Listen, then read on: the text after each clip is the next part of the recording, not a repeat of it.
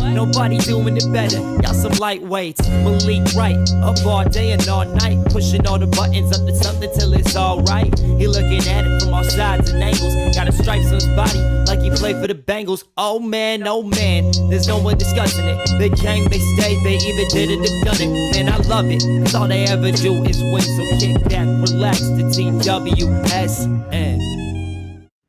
Thank you guys for joining me for another episode of the Sit Down Morning Show with Malik Wright, presented by the Right Way Sports Network. I'm your host, Malik Wright, joined here as always by my co-host, who's on the ones and twos today, Daniel Alameda. We got a jam-packed show, a lot of stuff to get into, a lot of stuff to talk about. But before we do, make sure you guys do us a favor, give this video a like, subscribe to the channel, and turn on post notifications so you guys never miss when we go live, when we upload content here from the TWSN studios.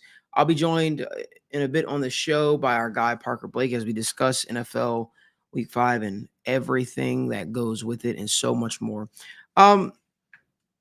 Let's start over, with the UFC. I'll start with the UFC. Alex Pereira just put together a masterful performance. Undoubtedly, the guy dealt with a lot leading up to this fight, but he just put together a masterful performance in defeating Khalil Roundtree via TKO. And, it makes me wonder, what's next? What's next for the guy? We've seen this guy dismantle guys in middleweight division. We've seen him run roughshod through the light heavyweight division. There are those people that are clamoring for him to move up to heavyweight to fight a John Jones or a Tom Aspinall. There are people, very, very few, that want to see him fight Dricus du Plessis back down at middleweight. But this is a guy in Alex Pereira who made his UFC debut maybe like 2.5 years ago.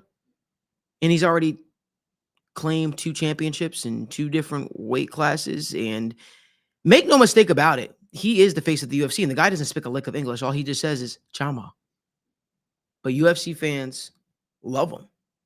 People love to see him fight. People love to see his story. This is a guy that battled alcoholism. And Israel Adesanya's trash talk is what brought him back. Now that the guy's back, he's become a bigger superstar than Israel Adesanya ever was in the UFC. He's become the face of the UFC. He's been the most active fighter in the UFC. He's been the most active champion in the UFC. This guy fought on UFC 300, 303, and 307. Those are UFC pay-per-views for people who don't know. 300, 303, and 307. He saved a pay-per-view card, as a matter of fact. And all this guy does is show up over and over again.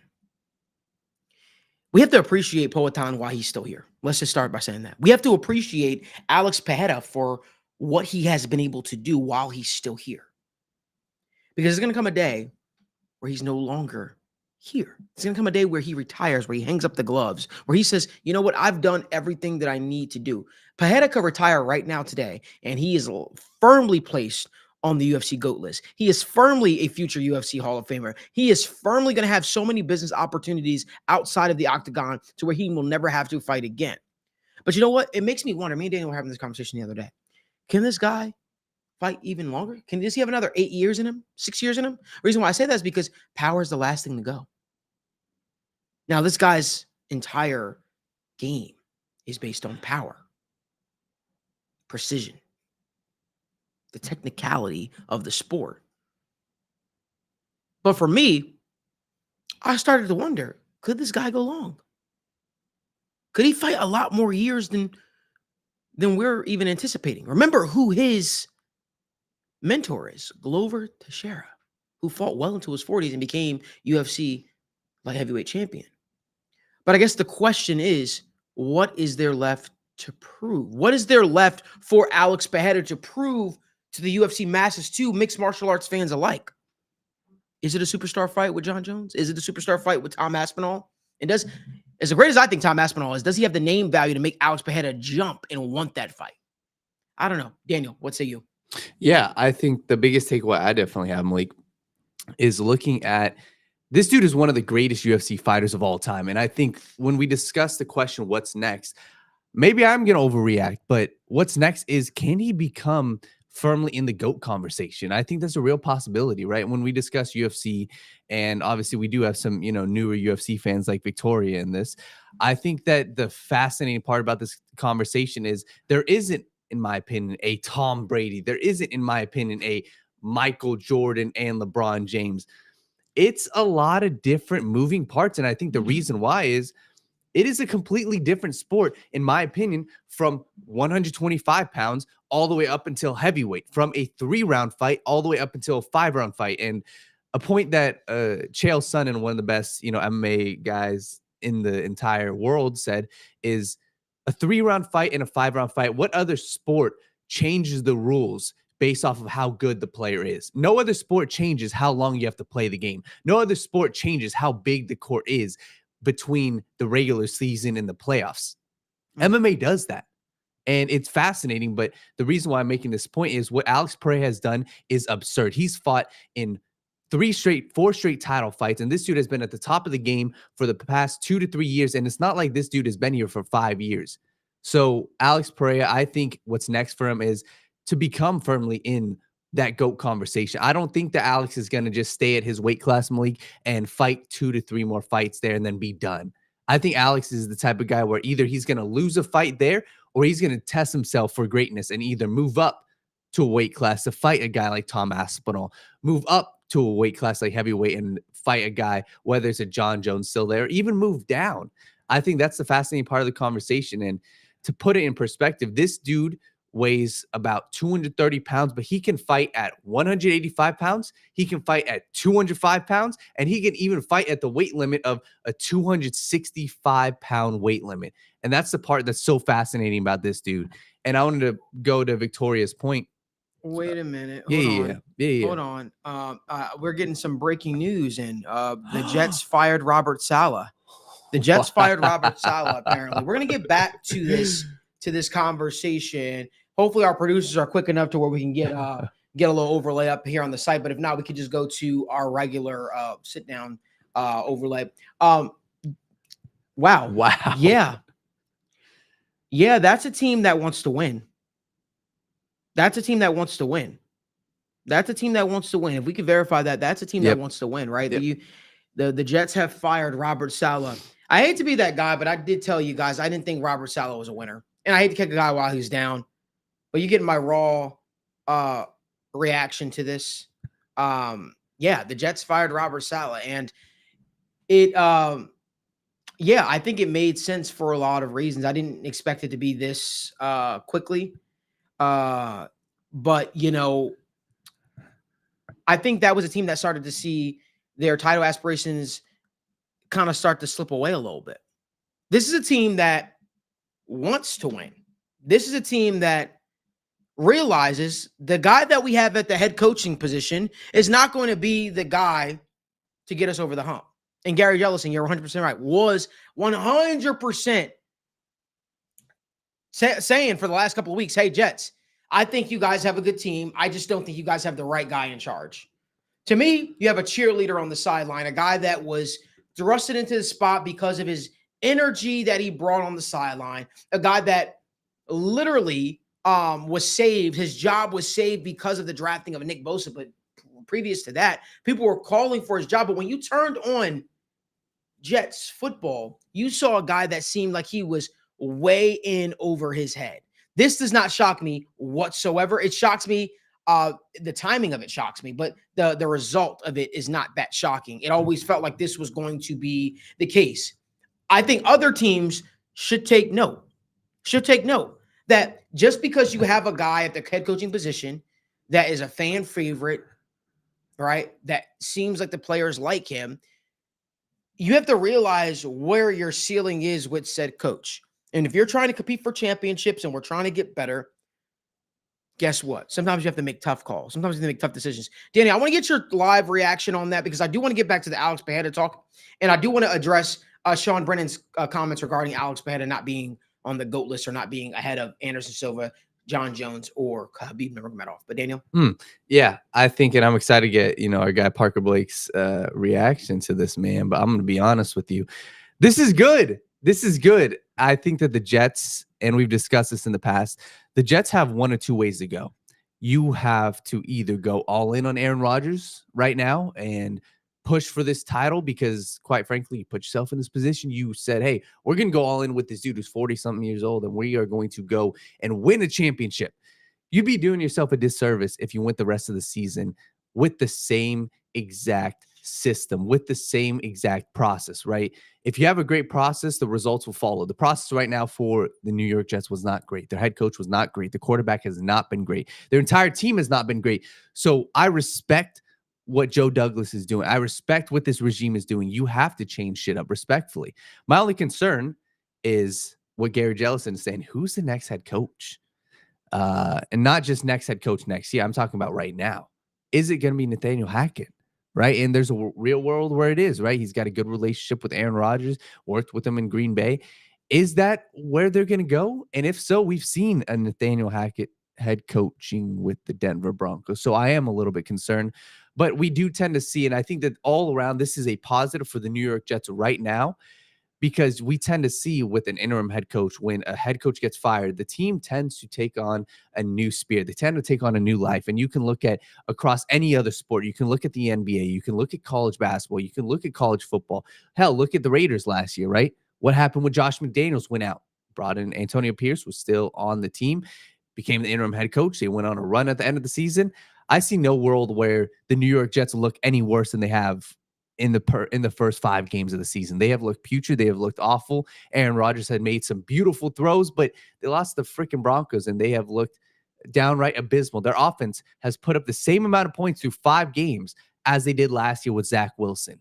And that's a serious conversation we have to have is, hey, we were bagging on Zach Wilson last year. We were saying, oh, if it's a quarterback, and right now they are doing jack shit. So I think this is a positive for the New York Jets. I think that they come out with this and they can't look any worse than they have before.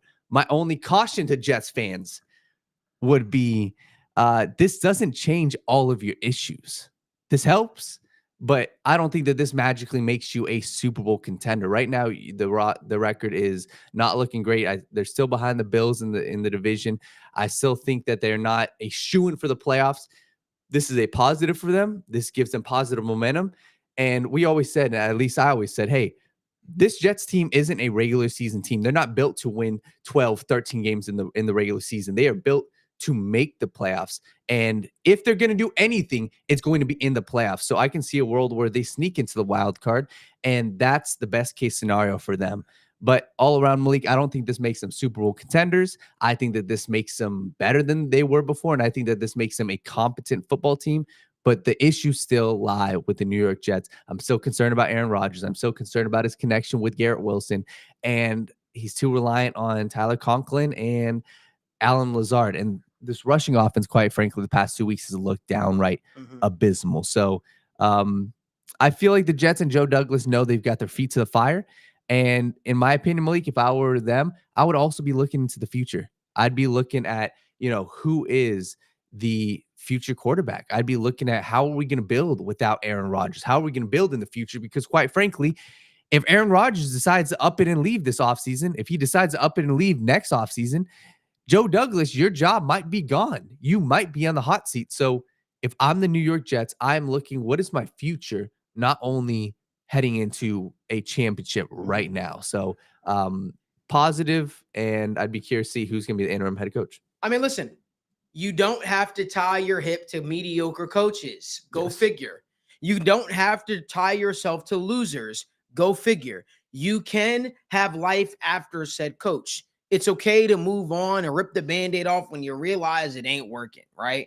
There's no reason to keep doing the same thing over and over again, expecting a different result. Robert Saleh, I always felt like this was going to be his future. This was going to be his reality.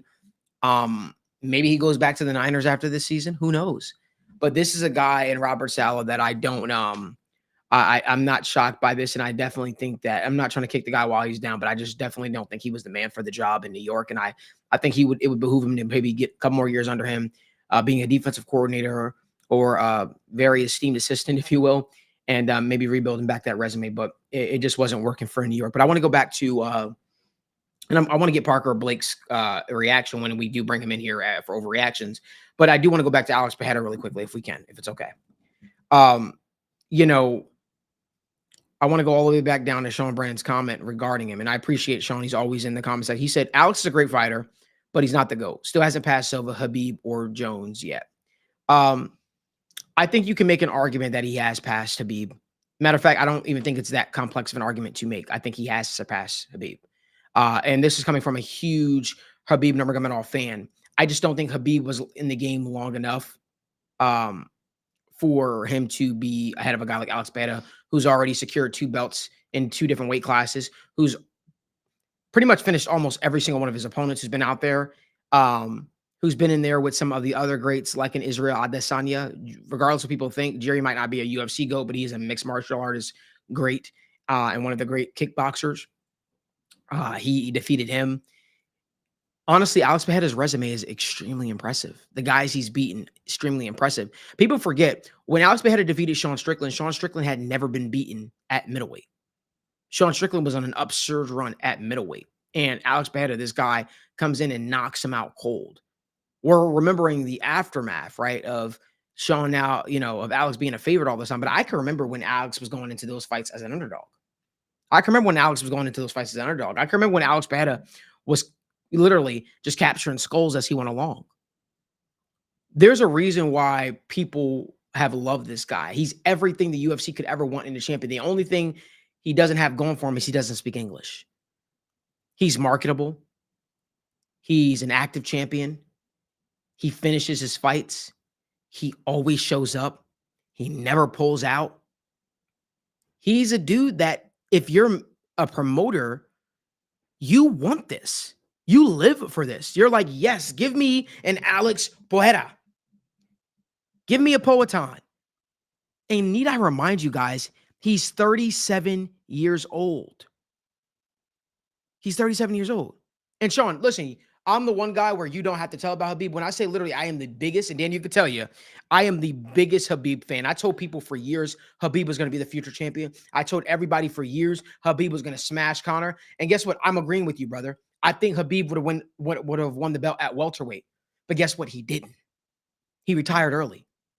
The fact of the matter is, Habib won the championship off of beating A La Quinta, a guy that was coming off of selling real estate insurance. He that's how he won the belt.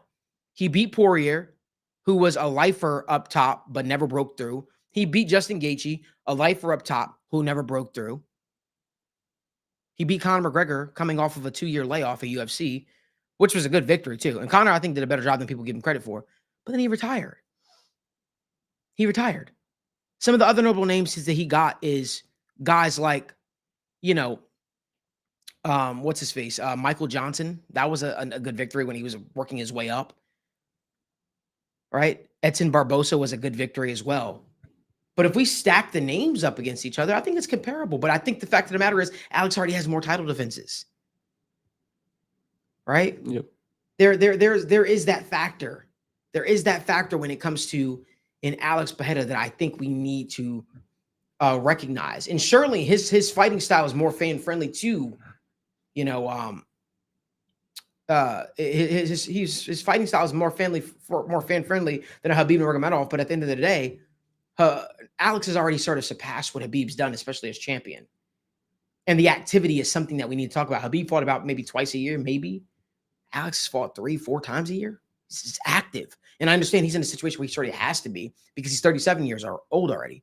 But me being the biggest Habib Nurmagomedov fan, I've got to be honest with myself.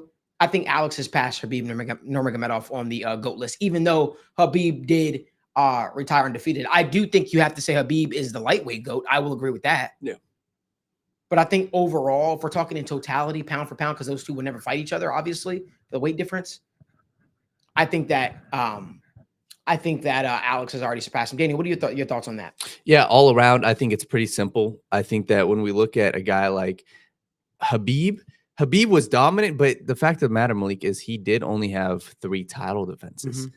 And when I look at how his entire career played out, he was dominant. One of my favorite fighters, go back and rewatch. But when we talk about what makes Habib the GOAT, and I think that this is a great conversation, It's that Habib was just purely dominant. The dude dominated everybody he fought. He never lost a round. Yeah, Alex has definitely lost some rounds, but go look at every single person that Alex has fought. Alex has dominated them at serious moments. You go look at every single person. Khalil Roundtree, obviously he was the number eighth ranked fighter. He dominated Khalil Roundtree. Look at Khalil Roundtree's face. Go look at Jiri. Jiri got knocked unconscious. Go look at Jamal Hill, got knocked unconscious. Go look at Izzy.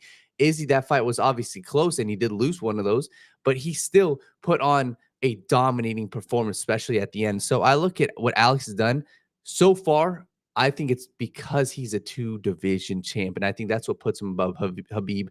But I don't think Alex is done. And I think when we do discuss the GOAT conversation with Alex, it's projecting into the future. We think that this dude is 37 years old. I think he's having at least 2 to 3 to 4 more fights. And I don't see a world where this dude really loses. So if Alex continues doing what he's doing right now, if he goes out and defends the belt at least once or twice more, and I do think that before his career is over, Malik, I think he's going to test himself at a different division once again. You want to hear something crazy? Hmm. It's gonna sound crazy. I think Alex Pereira is closer. It's gonna sound like a hot take. I promise it's not. It's for what I genuinely believe. And this sucks to say as a Habib fan because I wanted him to stay in the game longer.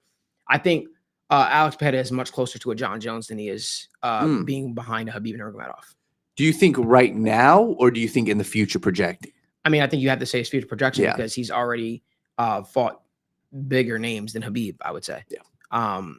You know, Habib did beat the biggest name in mixed martial arts, the biggest name in sports, probably in fights, in combat sports, and Conor McGregor at his height. But no, honest opinion, I think Alex Pereira, when it's all said and done, I think we'll be talking about him as if he is the GOAT or one of the GOATs, if you will. Because when you can make the argument right now that this dude's run he's on is absolutely insane. And I just hope, go ahead. But one thing I will say is I believe that Khamzat Chimaev is another guy that I believe in, but we need to see him fight for gold before this year is out or beginning of next year at the very least. Yeah, I think completely. And I think that's a great conversation I definitely want to have too. My one point that I want to make too is Habib did defeat Conor. People are forgetting what Alex did. And yes, that fight was close with Izzy. People are forgetting what Izzy was before that fight. Yeah. Izzy was the champ. Izzy was the guy before that fight. So I feel like that's something that is going to get lost in translation. Obviously, Conor was at the height, but I think it's pretty damn comparable when you look at what Izzy was doing and how dominant he was to where Conor was. Yes, Conor was flatlining people, but Izzy was just as dominant, if not a more dominating champ than Conor McGregor was. Conor never defended his belt. So Alex's resume, Malik, I'm totally with you. I think that it definitely was dominant for sure, and can be in the GOAT conversation. I'll put it this way. In Alex's 4 years since he's been in the UFC, he's beaten 7 former or at the time when he fought them, current world champions. Let me say that again, because that's absurd. Out of Alex Pereira's fights in the UFC, he has beaten 7 current, meaning current at the time he fought them, or former UFC world champions. His last couple of fights, all he has is fought championship level or top 5 guys. Right? You take out Khalil Roundtree, who was ranked number 8 in the world. Jiri Prochazka, former light heavyweight champion. Jamal Hill, former light heavyweight champion who never lost, who just vacated the belt because he tore his Achilles playing basketball. Jiri Prochazka, again, former light heavyweight champion. Jan Blachowicz, former light heavyweight champion. Israel Adesanya, former middleweight champion. Israel Adesanya. You know what I mean? Like Sean Strickland, middleweight champion. These are guys that he has beaten. So again, when we talk about Alex Pereira, when we talk about his run, we have to put that because that's important. Yes. 7 current or former world champions Alex Pereira has dismantled of. And might I say, outside of the likes of Israel Adesanya and Jan Blachowicz, he's done it pretty quickly. Everybody says they have the results, the ingredients to beat Alex Pereira, take him to the ground, but why aren't you doing it? There's something with him that is causing these guys, these fighters, not to take him to the ground or not to rush in for a takedown. And I truly believe it's his technical skills. It's his ability to change angles on you. Alex Pereira is who people think other fighters are. Alex Pereira is everything that the UFC has hoped for. You know, it's like that saying goes, when we needed a hero, we were given Alex Pereira. Man, let me tell you right now, that dude puts asses in seats. That guy has made a name for himself, and that guy battled alcoholism, depression, and fought himself up to the biggest stage in the world. Now he's the face of the UFC. He's the light heavyweight champion. And Daniel, he has the pick of the litter of what he wants next. Yes. So again, I got to give that guy his flowers, because 4 years ago, he wasn't in this position. And in 4 years, he's become a two-time division champion. And now we're asking, what's next for this guy? What's left for this guy? And there's certainly a lot of compelling fights like Magomed Ankalaev, Dricus du Plessis, who I don't really care to see that fight, but Alex wants that fight. Hell, give him whatever he wants. Build a bridge in his name. That's what this dude has done. This dude has carried the UFC, carried the promotion, said yes to every fight, and stepped up when others wouldn't, when other fighters would cherry pick opponents. So yes, Alex Pereira firmly in the GOAT conversation. Alex Pereira, what's next? What's next? I'm excited to see what's next. All I know is I'm damn impressed by everything that he's been able to do. But man, this dude's a problem. If you guys could do us a favor, give this video a like, subscribe to the channel, and turn on post notifications so you guys don't miss when we go live, when we upload content. What a hell of a way to start off the morning. Talking about the Alex Pereira talk, love it. Then Robert Saleh gets fired by the Jets. Let's talk about the NBA, though. Yeah. So something we didn't touch on yesterday, the PJ Tucker and the Clippers parted ways. Now, I don't want to talk about too much about why they, I guess, agreed to why they parted ways. Yeah. But more so, it's a hole for the for the Clippers. It's a team that is going to miss that veteran presence. It's a team that, like, PJ Tucker brought a veteran presence to almost to every team that he's been on, and I feel like him and the Clippers never really saw eye to eye, since he never wanted to be traded there. Yes.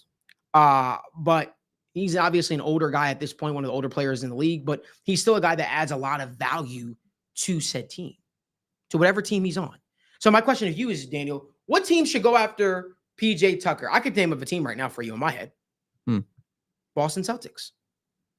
Yeah. I like PJ Tucker on the Boston Celtics. I think he brings good veteran stability, some good defensive presence.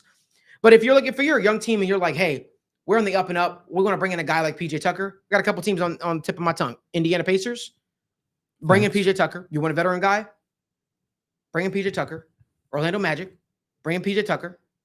Even Cleveland Cavaliers, bring in PJ Tucker. There are some teams out there that PJ Tucker could still help. You don't want him going to too old of a team. I can see him going to like the Phoenix Suns too. Facts. I was going to say that. But PJ Tucker still's got a little more left in the tank, I believe that. And I just think that, again, the Clippers are kind of selling out everything on Kawhi Leonard to be the leader, the focal point of this team. And I hope it works out for you guys. But what are your thoughts? Yeah, all around, Malik, I'm going to be honest with you. I've got two thoughts on this.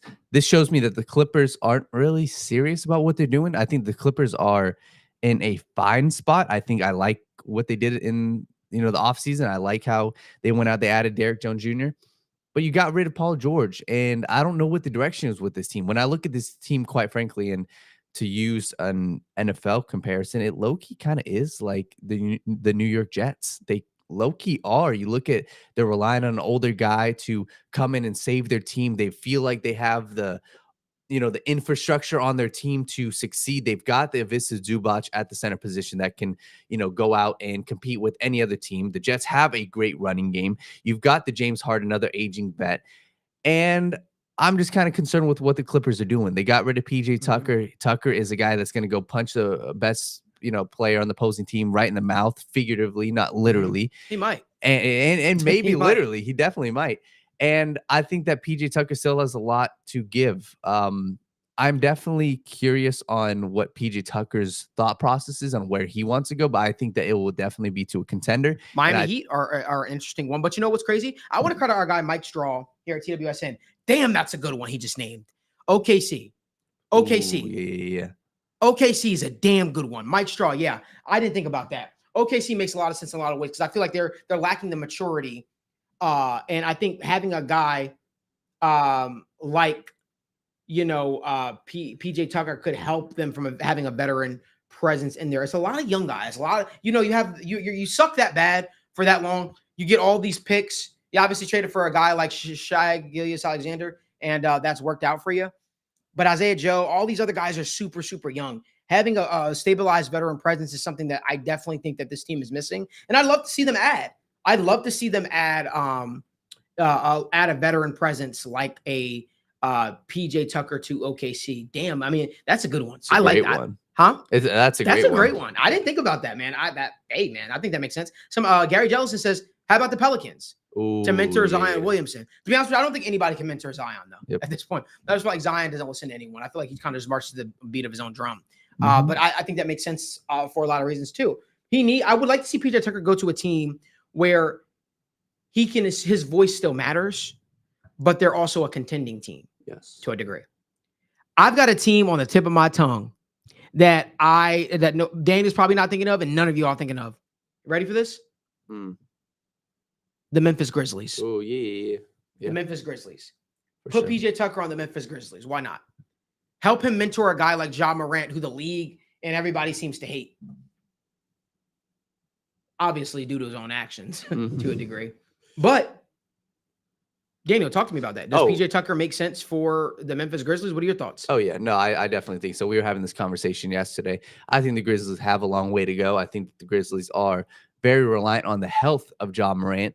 And I rock with that. I think that they got a guy like Mark Smart, who I'm a huge fan of. And I like with what they're doing. They added Zach Edey, and I'm definitely a huge fan. Obviously, we'll talk more basketball later. I like what the Grizzlies are doing. I think that PJ Tucker's fit, I think PJ Tucker's mentality, I think his ability to play that role, I think that would fit perfectly on the Memphis Grizzlies. So Yeah, I'm I definitely agree. a fan of that. I agree. If you guys could do us a huge favor, give this video a like, subscribe to the channel, and turn on post notifications so you guys don't miss when we go live or when we upload content from the TWSN studios. Let me know down in the comment section what you guys think. Where would you guys like to see PJ Tucker go? Where do you think he can go and add a value to where it will be significant enough? I mean, there are a lot of teams out there that I could think of that I think makes a lot of sense. But you know what? We'll save that talk. Now it's time to talk some overreactions. One of my overreactions was the Jets needed to fire Robert Saleh. And, well, it seems like that overreaction wasn't too much of an overreaction because it happened. But I want to get my guy, TWSN analyst, Parker Blake, in here so we could talk more about our overreactions as well as NFL football. So without further ado, Parker Blake, what's going on, my guy? Hey, man, good morning. How we doing? It's great morning. My team is 1-4, right? The sun's up. Undisputed Boxing comes out this morning. Man, it's a great morning. It's a great morning. But how about that? The Jets fire Robert Saleh. What were your initial thoughts when you saw that, Park? Well, my initial thought was my condolences to Daniel Alameda for his team firing their head coach.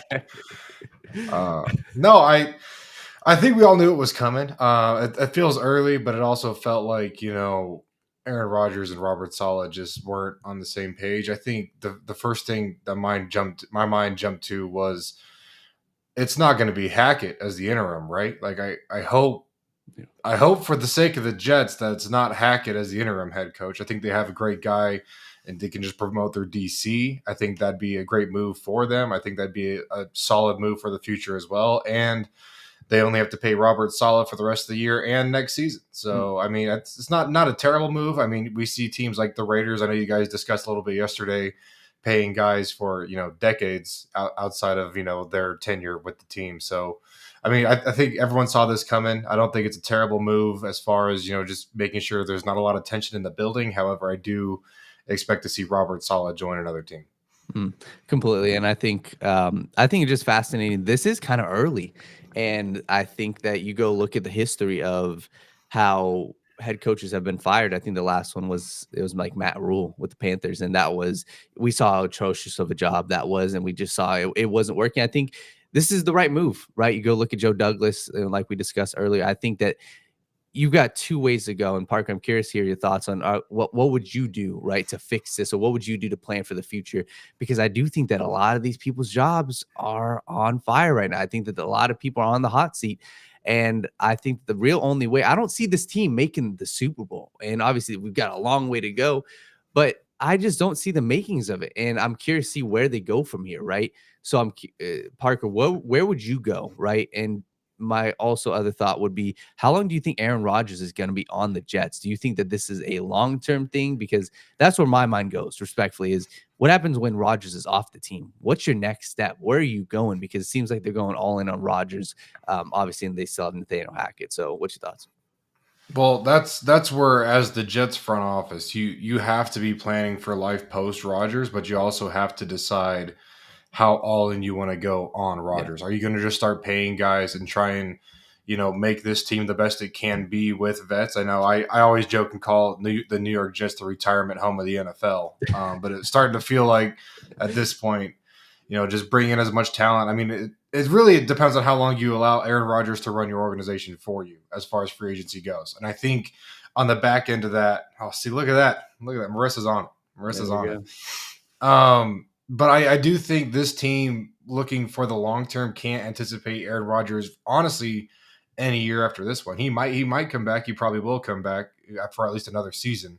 However, I think you have to be very aggressive in the draft. I think you have to be bringing guys in. I honestly don't hate the idea of going with the Packers approach of like, hey, let's go get a high value quarterback that we really like, make some moves that way, bring a guy in so he can learn behind Rodgers with that experience that he brings. I know he brings a lot of other stuff with him, but bring a guy in that he can learn about his game, how the NFL works. I think Aaron's been a great mentor. I mean, I thought he was a great mentor for Zach Wilson, not necessarily Zach Wilson having the talent to really bring that to light, but I think it still was a great mentor to have. And I think they just have to make sure they're doing all they can to attack the draft and be very successful with their draft, picks. Because after Aaron Rodgers is gone, you probably lose a number of vets. You're not just losing Aaron Rodgers. You're probably losing you're losing an Allen Lazard, potentially Devontae Adams that comes in. You're probably losing a Tyron Smith. There's all these pieces that came with Aaron Rodgers or Aaron Rodgers has brought into New York that you're most likely going to lose when you lose Aaron Rodgers. And that's where I think you just have to start loading up on young talent. I don't see Aaron Rodgers being around for another 4 seasons necessarily. And that's, how long these rookie deals are going to be for your draft picks. So just go start hitting on draft picks, bring some guys in that can really provide some nice quality depth for you, can learn behind. So they have some really, really experienced vets in there that can share a lot of knowledge to these rookies coming into the league, give them a nice platform to jump off of when it is their time to hit the spotlight and start. So I think if I'm in the Jets front office, it's kind of, how much do we want to invest in Aaron Rodgers as far as bringing other pieces in that he's requesting potentially, or that we think could, improve this team and turn it into a Super Bowl contender, though I think you're missing a lot more pieces than you're going to be able to add. And then on the back end of that, I think you have to definitely attack this draft and just prepare and try and limit that transition window post Rodgers. Completely. Mike Shaw has a good question and comment. He said, in a way, it's hard to blame Saleh for all the failure. His defense was lights out, but they gave him Zach Wilson and Wash Rodgers as quarterback. What do they think would happen?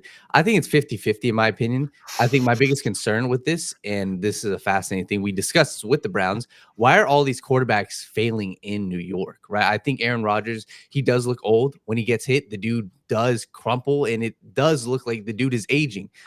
But he's still making some damn good throws. There's something going on that we don't know. There's something that, whether they're not gelling, whether they're trying to play Madden, they're putting all these pieces together. It looks good on paper, but what is the reason? So I do blame Robert for a lot of this, to be honest, because he hasn't had success. He had a great defense, but maybe just not a good head coach, because time and time again, their offense has sucked, even this year. And at some point, you do have to blame the head coach. And I was surprised that they didn't even, obviously, in my opinion, I think the OC should be the first guy to go. But since Robert has been there for 4 years and hasn't had any real success, I think it was the right time. So Parker, what's your thoughts on even Rodgers? Do you think that Aaron Rodgers is washed? And do you think that the Jets right now, can they turn it around with their interim head coach? Like you said, I think Rodgers still makes plays out there. However, you're being hamstrung by a guy.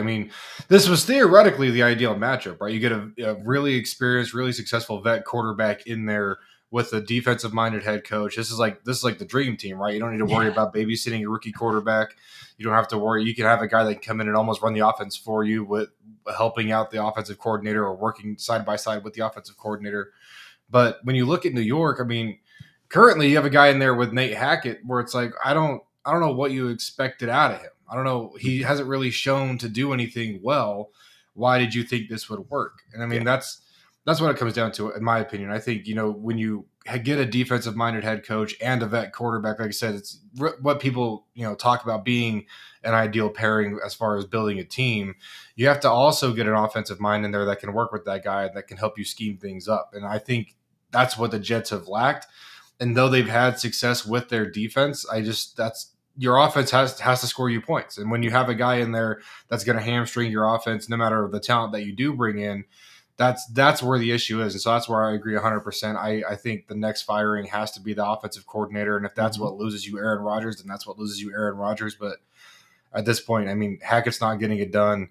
And you can't just you can't cripple your entire organization over a quarterback that really doesn't seem to care about you and probably doesn't anyway. So And before I hand this over to Malik, I think that the most comparable situation, and I hate to compare these two, but it makes the most sense. Go look at the Buccaneers, what they did with Tom Brady.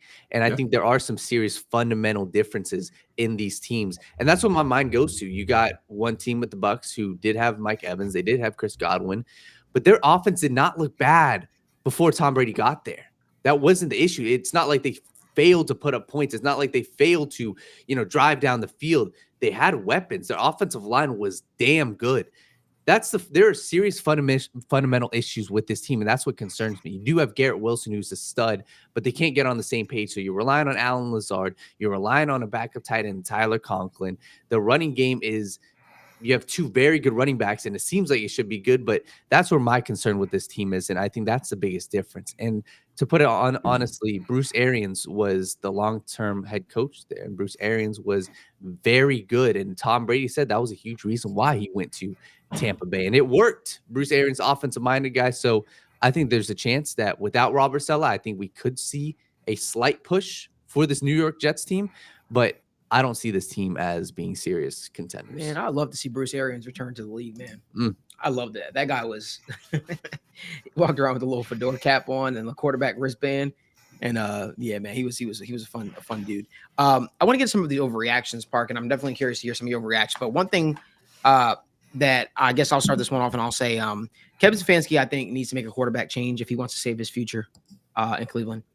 I think he's kind of holding himself, pigeonholing himself to a guy in Deshaun Watson a little far too long than what he should.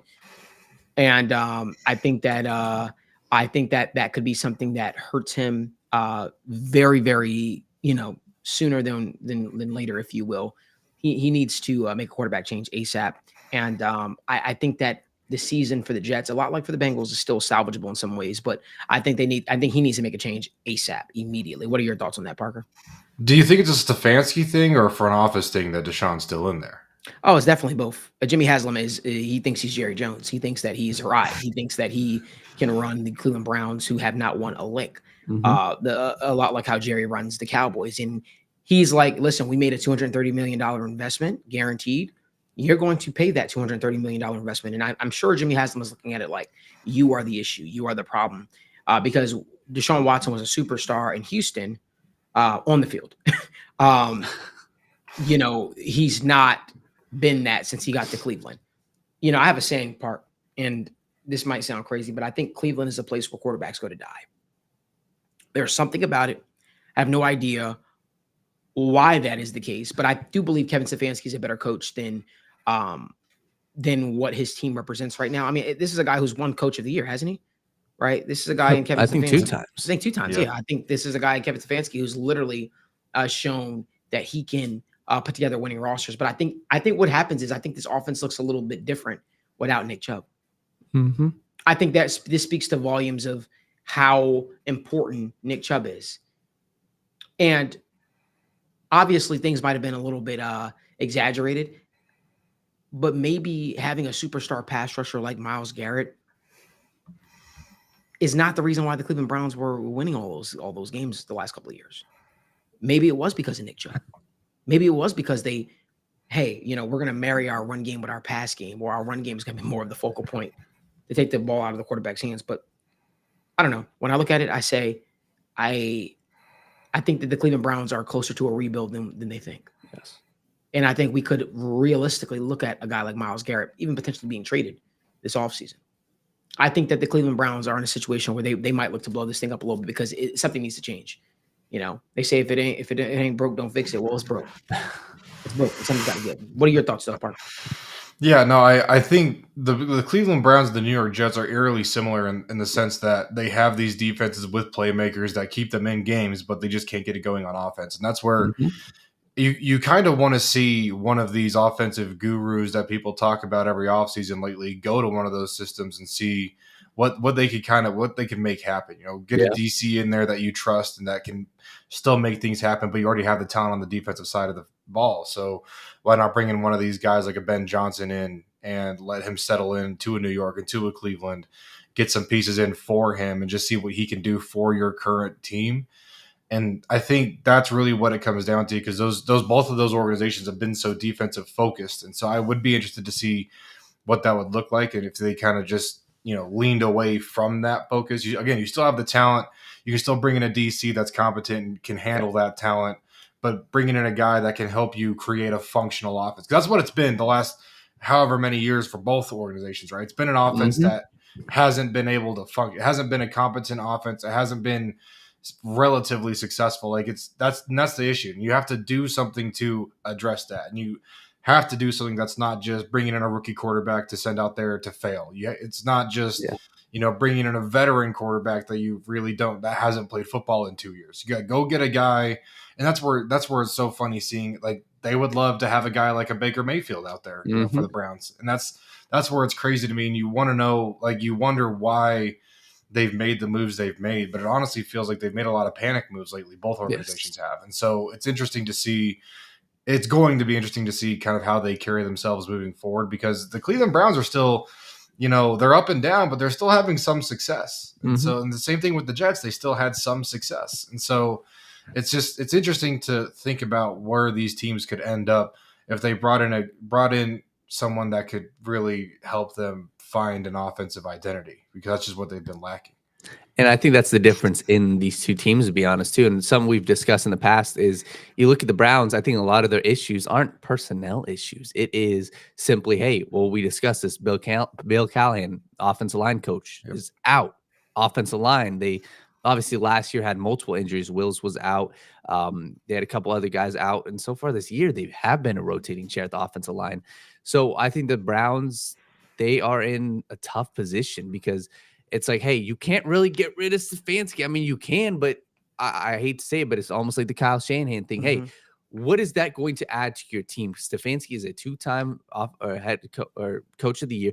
And last year, I mean, they looked good without Deshaun Watson. So he's a guy in the Browns organization. If they were to fire Kevin Stefanski, I'd be looking at that and say, hey, they are doing that to cover their ass with Deshaun Watson. But something I've learned, and something I think that is a mantra that all teams should, really look to embody, is, hey, it doesn't matter about who you traded for. If you look bad about that trade. It doesn't matter about who you draft. If you look bad about the draft, you look bad about it, whatever. But you can't hang on to that and say, hey, I'm going to cover my ass. I'm going to cover my reputation, versus putting your team in the best position to succeed. And I think that's the issue with the Deshaun Watson thing. They went all in. It ain't working right now. And it seems like they're just slowly keeping it going. But I struggle to see. I don't think this Browns team is like any other team where, hey, if you get rid of that guy, or if you bench him like a Bryce Young, if you bench Bryce Young, you're going to ruin his confidence. If you bench Deshaun Watson, you're not losing any fans. You're not losing anybody on the locker room. You're not losing anybody, your head coach. So that's where you might gain. You might gain something. And I think you would. So I think that's where the Browns' issues are, because I can see a world where, hey, you bench Deshaun Watson for Jameis Winston, and if it ain't working, you go right back to Deshaun. And see, I'm able to believe that Jameis Winston sucks as well. I believe that I think the better option is DTR. I think really? I think DTR 100%. I think DTR is a guy. He's young. He's still impressionable. He's still coachable. Yeah. And I think you'll get to really see what you have. And the fact of the matter is, he also provides that mobility upside as well, where he has a different element to the offense. Wow, here I am literally giving keys to how the Browns should fix their holes right now. Maybe I should keep that in the tuck. But yeah, I think DTR makes a lot more sense starting wise than a guy like Deshaun Watson. If they started Deshaun Watson, they'd be so stupid, in my opinion. I mean, not Deshaun Watson. If they started Jameis Winston, they'd be pretty stupid. And I understand Really? Jameis. Yeah, that guy is a turnover merchant. What is he going to provide?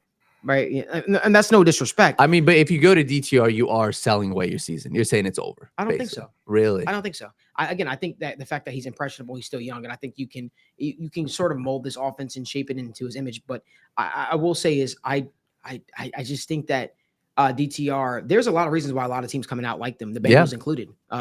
There were a lot of teams that coming out that liked him, and the Bengals wanted to draft him. They were seriously considering, and they didn't do it, obviously. But I think DTR it has a lot of upside in this league. No, for sure. I think people believe in what he could bring, and I just don't believe that. I don't believe that that dude would do anything, meaning Jameis Winston, and will provide any type of spark. Maybe for the first game or two, but he's weird. He's a weird dude. He's a weird dude. He's funny.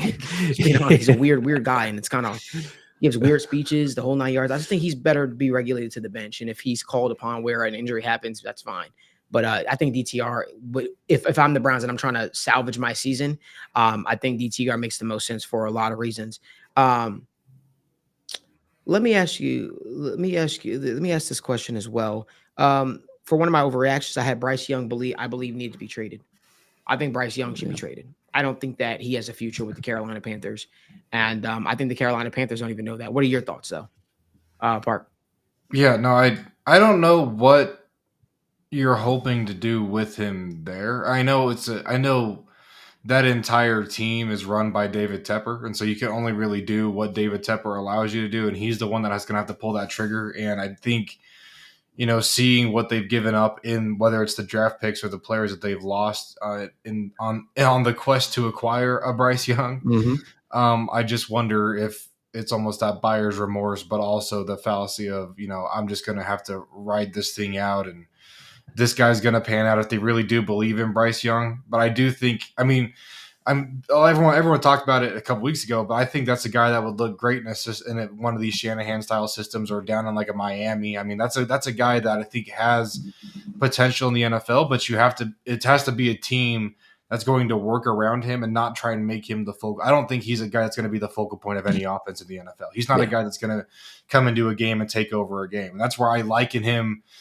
maybe to like a Tua Tagovailoa, or a guy that's just going to be able to come in there and he'll run your offense, and he might be able to run it well at some point in his career, but he's obviously not doing that now. So get him into a room where he can learn a more complex scheme. He can have a lot of talent around him, but that's where I don't know what the Panthers think he's going to do over the course of his rookie deal. And then it's going to get to the 5th-year option time, and then it's going to get to extension time. And he's not going to have shown you anything that would make you want to pay him. However, I think there are going to be teams that are going to be trying to come after him and could potentially outbid you once that time comes, if he's able to show any sense of life in Carolina. But I think for the betterment of him as a player, he needs to be somewhere else. However, I don't see Carolina moving off of him. Yeah, and I think we went back and really dove into, all right, first overall picks. Who's how late in their career do they get traded? How late do they?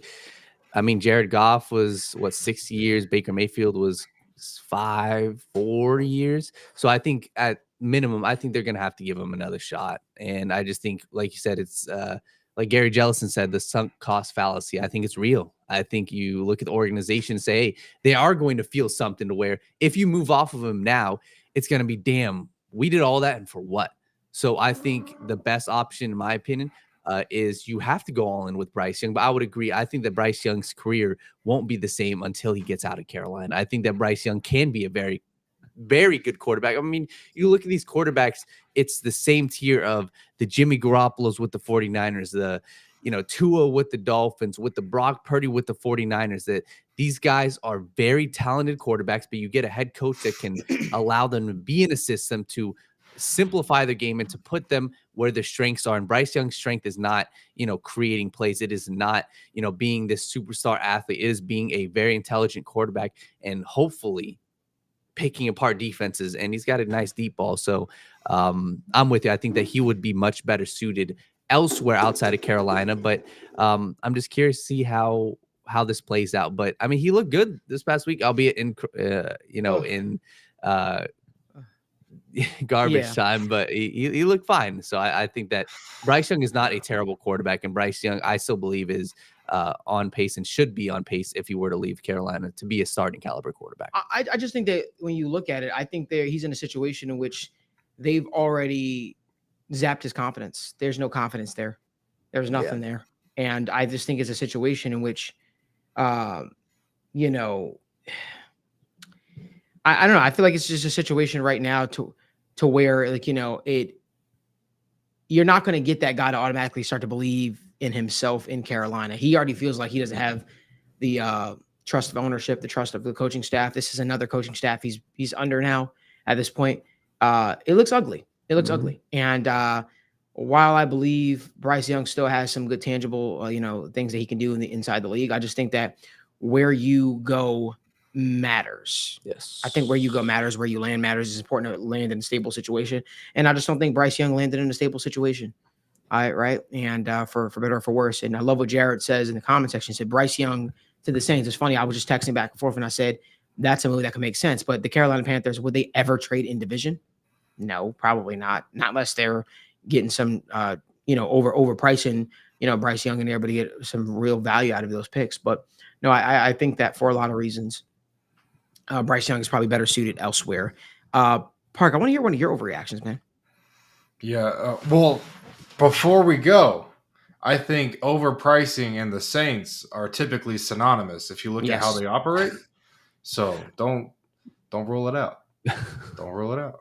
But no, my first overreaction, what I've kind of taken away from the first 5 weeks of this NFL season is that I believe that the NFC is the best division in the NFL right now, the best conference in the NFL right now. And I think, there was so many years that we talked about, the AFC and the power that they bring to these games, especially in these shootouts. And I've talked about for years how I've always, I've been a Bengals fan at heart, but I've always loved NFC football because it's good defense. It's pounding the rock. It's it's forcing teams to just straight up beat you, not trying to scheme your way around things or bringing a quarterback that's just going to take over the game in the fourth quarter and win you football games. It's winning football. It's not just leaning on players. It's winning football. And I think with the way that the NFL is cycling right now, I think the NFC's taken over. And I think they've been working this formula for a long time. And I think just part of the cycle of the NFL, it goes NFC, AFC as far as, when you want these high-powered offense, you want these superstar quarterbacks, you want these exciting shootout games. That's what the AFC will bring you. That's what it's always brought you.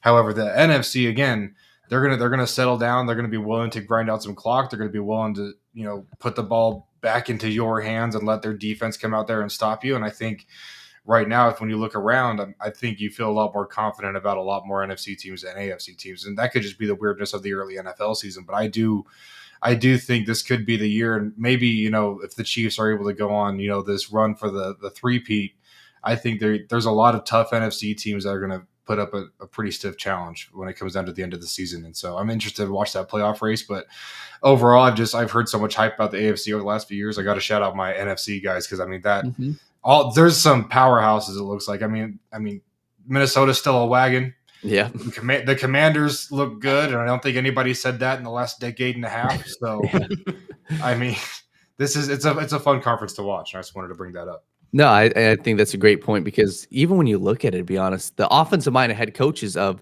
a Kyle Shanahan, of a Matt LaFleur, of even like a Dan Campbell, in the sense that you would think that it's the high-powered offenses, they also have a good defense, and it's like I think the point that you brought up that is great is they know when to slow down the game, and sometimes it's methodical, and a lot of times it's the running game. And that's why you look at the 49ers, why they've had success. It's a methodical team. It's a methodical offense.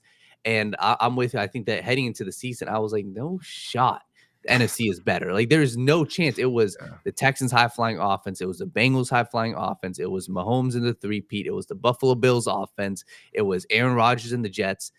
And on the flip side, you can even say that the NFC North is better than most of the teams in the AFC right now. The Green Bay Packers look great.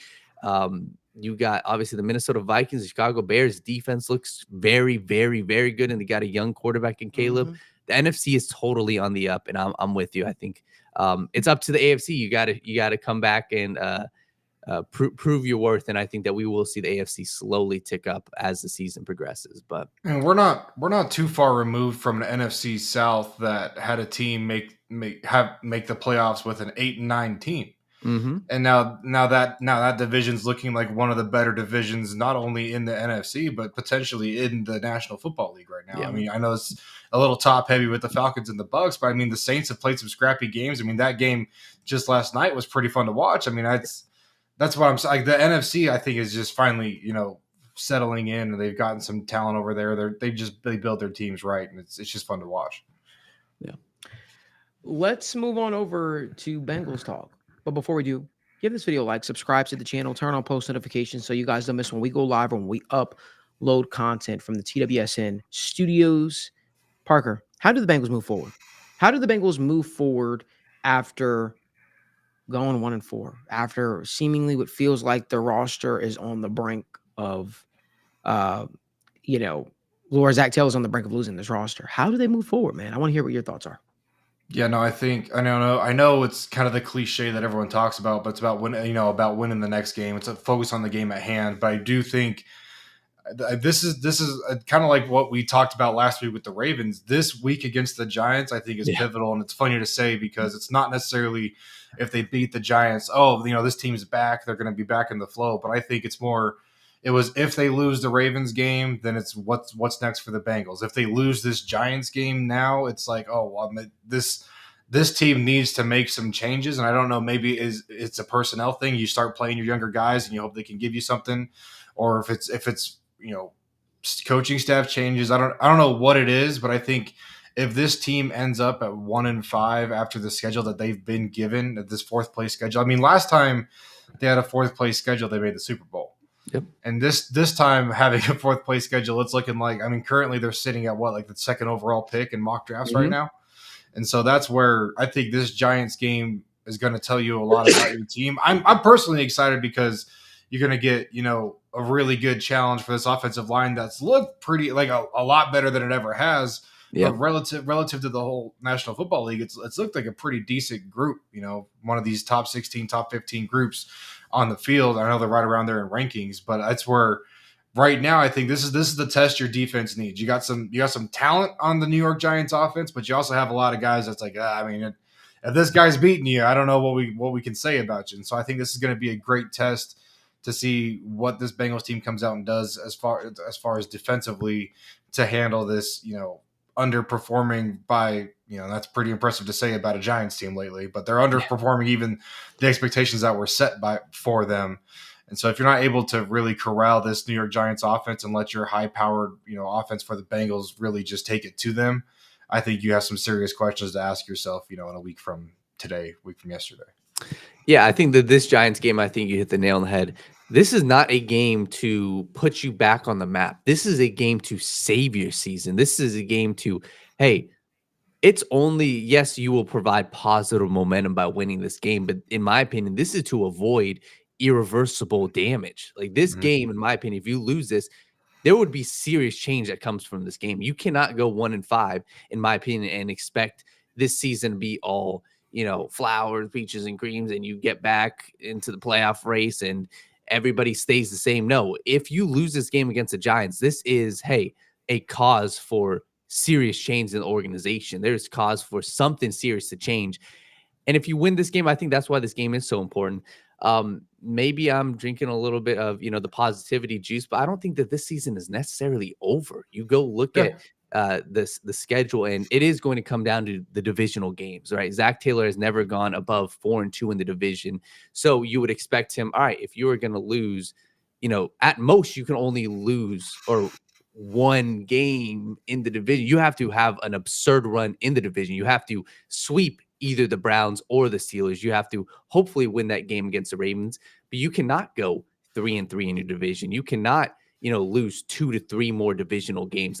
If you lose 3 divisional games, your season is over. You're not making the playoffs, but it's still all in front of you. And as bad as 1-4 is, this team and the positivity is you got the offense to do it. It's not like you're in my opinion, the New York Jets, and not like you're the Los Angeles Rams who have Cooper Kupp hurt, who have Puka Nacua hurt, who have an entire offensive line decimated, who have serious lack of talent on defense.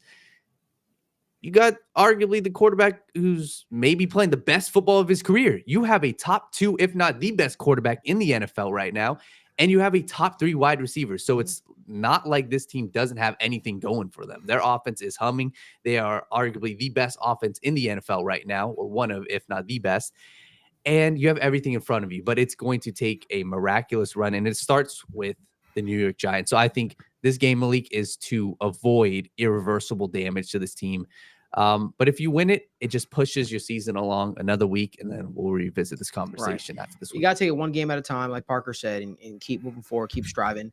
But honestly, the clock is ticking. You know, I don't like what I heard from a lot of the players after the game, not in a sense that they were at fault. They weren't at fault. They were speaking truthfully and honestly. And I think that Zach Taylor needs to really look in the mirror and be like, okay, him and the coaching staff, Lou, all those guys need to sit down and figure out how we can turn this thing around. But you know, you don't ever want to see your star players seem uncertain about the direction moving forward. You don't ever want to see your players start to settle for complacency or ever be comfortable with playing not to lose, if you will. And I think it'll be interesting to see how they respond. You can't ask for anything bigger. New York Football Giants, Sunday Night Football, only because we're in New York, not because the Giants are amazing, but Sunday Night Football, MetLife, it doesn't get any bigger than that. The world will be watching that game. Time to prove why you are the team that everyone expected you to be going into the season. Time to prove that this 1-4 start is not who you are, even though it is what you are right now. It's going to be very, very interesting to see. It's going to be very interesting to see how they move forward, though. It is going to be interesting. Listen, make sure y'all give Parker a follow, man. Follow Parker Blake on Twitter, man. He does some great work. We won't have a Monday morning show this Thursday, but we'll be back Friday live from New Jersey. We'll be doing the show. And maybe, Park, maybe I could borrow you for that or something like that. Who knows? We'll figure something out. If not, I'll definitely get back together with you on next Tuesday on the show. But we want to thank you all so much for tuning into another episode of the Sit Down Morning Show with Malik Wright, presented by the Right Way Sports Network. Make sure you guys do us a favor. Give this video a like, subscribe to the YouTube channel, and turn on post notifications so you guys don't miss when we go live or upload content. Remember, we'll be back tomorrow evening, 7 p.m. Eastern time for State of the Jungle as we look ahead to Bengals Giants Sunday Night Football. Remember, there's only one way you should be waking up, talking sports, watching sports, having the conversation, getting into the dialogue, and that is the right way. So kick that, relax, the TWS.